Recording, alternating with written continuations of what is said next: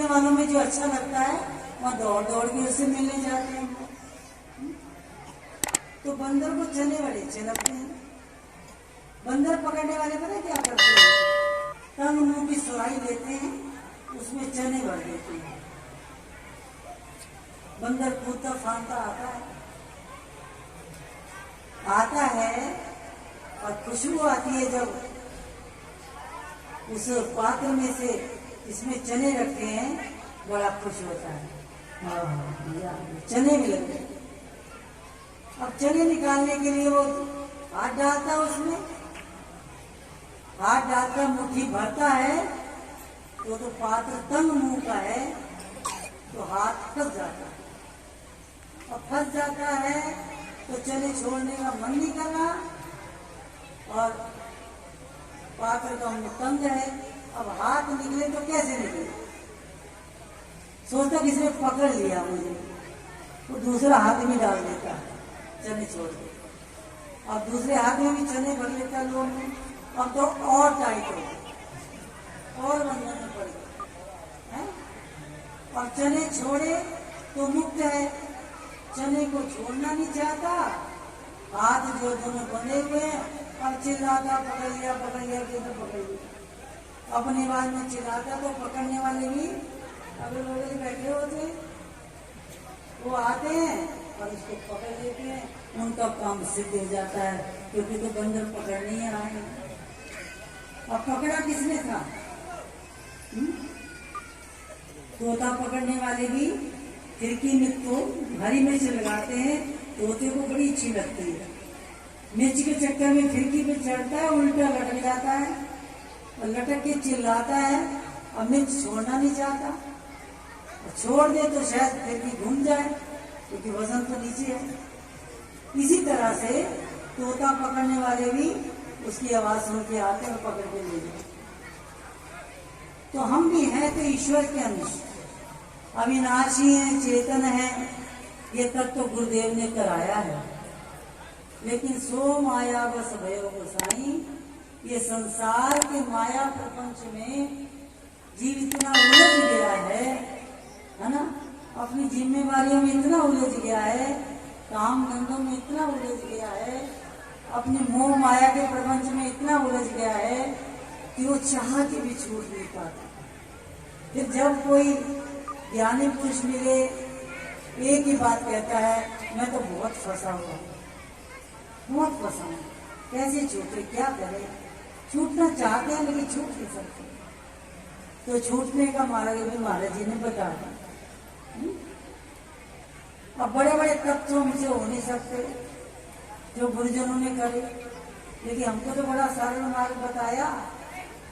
जैसा भी कहते, कर से कर्म करो विधि नाना और मन राखो जहाँ कृपा नहीं। जिनके आगे आप बैठे हो ना, ये जो गुरुजन हैं, वो तप करे इन्होंने और तप का फल हमको देते हैं। जब कोई प्रार्थना करते हैं तो विनती करते हैं, क्योंकि हमारे इष्ट देव हैं, पार ब्रह्म परमेश्वर हैं। तुम प्रार्थना करते हो तो उनके तप बल से वो सब पूरा हो जाए। दयालु जी परमहंस महाराज जी रोहिताक्ष किले में 8 साल तक एक ही जगह रहे। भाग्य से एक आदमी, उसके पुण्य उदय हुए होंगे और वो वहां गया तो दर्शन करे महाराज जी के, तो अंधेरा था लेकिन महाराज जी के तेजो में स्वरूप में से प्रकाश निकल रहा था। भय से तो नहीं गया, रात्रि की संध्या काल था, लेकिन सुबह में इनका दर्शन जरूर करेंगे। सुबह गया तो उसके भाग्य उदय हुए होंगे जो परमहंस महाराज जी मिले। महाराज जी से मिले, उसने प्रार्थना करी, कोई सेवा मुझको बता। बोले तेरा इतना ही भाव है, चल तू कल से मेरे लिए 2-3 रोटी 1 गिलास दूध ले आना और रख देना इस जगह पर, मेरी जब इच्छा होगी मैं खा लूंगा।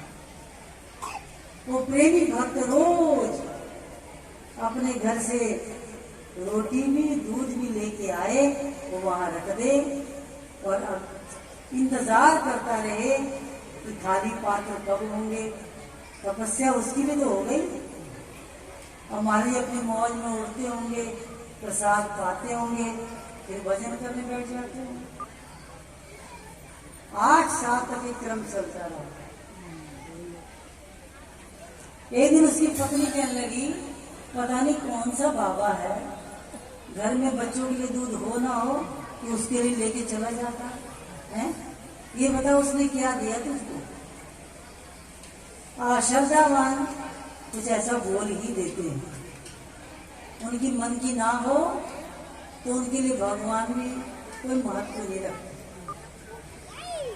घर वाली ने ताना मारा, अब ताना तो घर में मारा, लेकिन महाराज जी को अंतर्यामी भगवान को वही पता लगा। उस दिन भी बेचारा भारी मन से रोटी भी ले आया, दूध भी ले आया, रोता हुआ कि मेरी पत्नी का भाव कैसा है। उस दिन महाराज जी ने वो पीला भी छोड़ दिया और दूध रोटी भी छोड़ दी। नहीं पता लग गया आज ये अश्रद्धा से आया है, इसका पान नहीं किया गया। तो हम तुम जो भोग लगाते हैं उसमें कितनी श्रद्धा होती है? खुद रसगुल्ला मंगा के खाएंगे और भगवान के आगे बतासे ज्यादा भगवान को कुछ नहीं अच्छा लगता।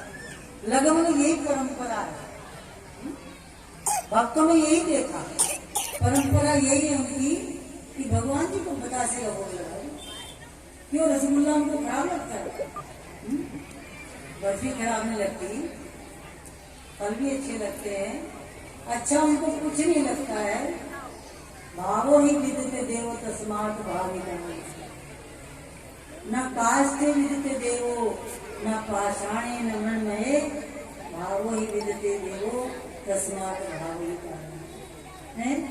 भगवान कहीं भी नहीं, न किसी लकड़ी में न पत्थर में।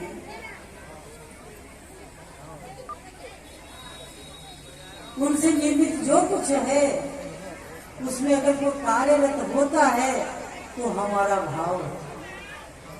भगत रोता रोता रोता रोता महाराज जी के पीछे दौड़ा। महाराज जी उसको मिल गए, कहीं दूर जा चुके थे पर बड़ा प्रेमी था। बोले बेटा तूने बड़ी सेवा करी, जा इस सेवा का फल तुझको मिल जाएगा।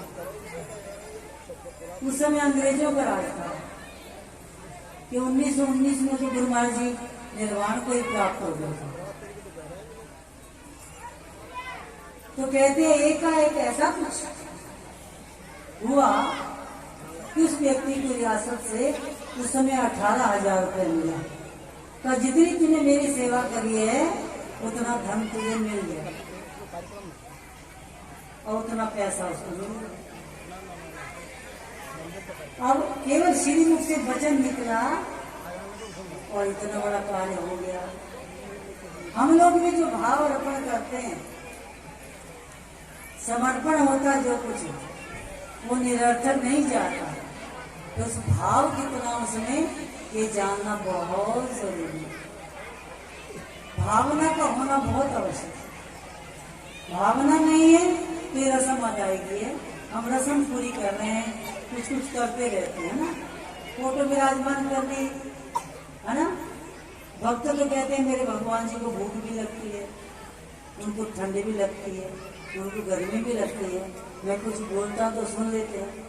हमारे गुरु महाराज जी कई बार कहते थे कि भैया तुम लोग तो बहुत गड़बड़ करते हो, दुकान में जाते हो पहले गणेश लक्ष्मी विराजमान होंगे तब दुकान में उद्घाटन होगा। और गणेश लक्ष्मी विराजमान कर दिए। अब गणेश लक्ष्मी अपना कार्य कब करेंगे जब तुम्हारा भाव होगा। सवेरे गए, दुकान खोली, झाड़ी पूछी, सब कुछ करा, जरा गणेश लक्ष्मी को धूप दिला दिया, फटाफट रख दिया एक तरफ, है ना। हमारे कहते थे तुम लोग घर में तो गीता का पाठ करते हो, फिर दुकान पर बैठकर करे एक पाठ, फिर बैठ के बहुत गड़बड़ करते हो, तब ठाकुर जी का भाई नहीं होता। अगर तुम कुछ गड़बड़ भी कर रहे हो वो भी ठाकुर को पता होना चाहिए। क्योंकि तुम्हारे मित्र भी हैं, तुम्हारे माता भी हैं, तुम्हारे पिता भी हैं, बंधु भी हैं, सखा भी है ना। बच्चा सबसे कुछ छुपा लेगा, अपनी माँ से कुछ नहीं छुपा। यही कहता है, माँ तेरे अलावा किसी को नहीं बोलेगी। या कोई अपना अच्छा मित्र हो उसको बता देता है। तो ठाकुर से पर्दा नहीं रखना चाहिए। मैंने जो कुछ करा आपसे नहीं छुपा, मेरे प्रत्येक कार्य के साक्षी आप हैं, आप ही कराने वाले हैं, आप ही करते हैं, आप ही के प्रति समर्पित हैं। फिर तो अर्जुन जैसा भाव हो जाएगा। अर्जुन ने इतना विवत्स कर्म किया, दादा मारे, गुरु मारे, भाई मारे, ताऊ चाचे मारे, किसी ने पापी कहा उसको? आज तक कोई पापी नहीं कहता अर्जुन को। सब कहते हैं अर्जुन जैसा तो भक्ति नहीं हो सकता। ये अच्छा काम किया उसने, लेकिन करा भगवान के साथ से। प्रभु आपने कहा युद्ध कर, मैं तो नहीं कर रहा था। आपने 18 अध्याय गीता सुना दी मुझे मुक्त भाव दे दिया, आत्म भाव दे दिया। अब तो आप